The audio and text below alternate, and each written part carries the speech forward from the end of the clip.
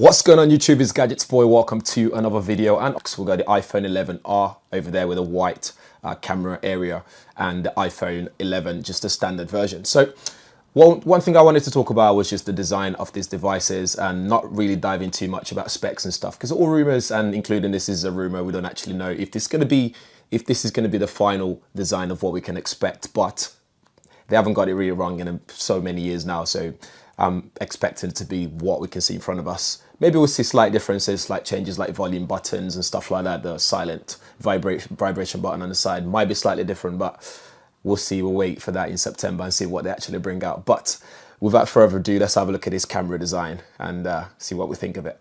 So here, looking at the iPhone 10, you can see white like. So at the moment, the camera is just vertical, so it's kind of like just straight down with the flash in the middle there and then microphone, etc. Which is really nice. It's basic, it's simple, there's nothing wrong with that. But Apple haven't done anything drastic in a long time in terms of design of their devices. And it just leaves people wondering, like, what's going on? The design looks very similar to the Mate 20 Pro here, which I've got here. So you can see the square camera design, the layout, the camera array that they've got with flash on the top corner. It's very symmetrical. They've placed it right in the center, which looks really good. I actually quite like it when Huawei released this, and that was perfect.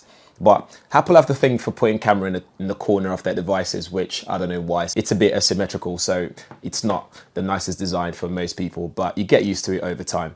But looking at the new ones, you've got this square-shaped design here. So on the Max and the standard 11, you get the 3-camera design there. So again, hopefully we'll get telephoto standard and an ultra-wide lens, and then the flash in the corner. But even the flash looks out of place if you look at where it is on top there. I'm not sure about that at all. Another thing is, if you get a white device like this, you then get this black background on the camera array, which again looks out of place. I'm not a fan of that at all either. But if you look at the R, I think they've done that really well. I can cope with that, with the white background on the square area with the camera array, and the flash and the 2-camera actually sits better than the other one. So again, this one maybe we'll get a telephoto and a standard, but I'm really hoping that they give us ultra wide angle. I prefer that because I use that on my Samsung phone, and I really like using ultra wide angle over telephoto any day. I'll take that. But guys, let me know what you prefer in the comments below. Elsewhere, we still get that lightning connector there, so nothing's changed there at all. Volume rocker on the sides, power button, and yeah, still no headphone jack. That's not going to change anytime soon, to be honest.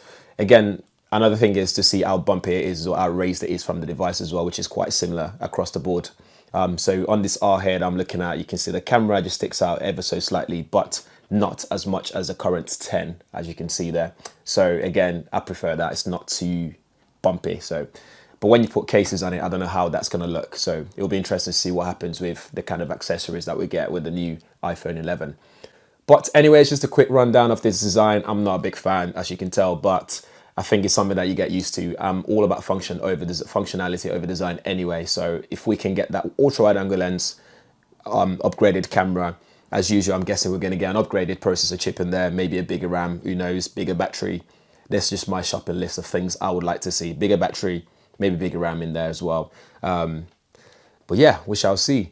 But that's it for the iPhone 11 rundown for me, just on the design front. I'm not trying to dive into everything else, because it's all rumors and we don't really know what we're actually going to get.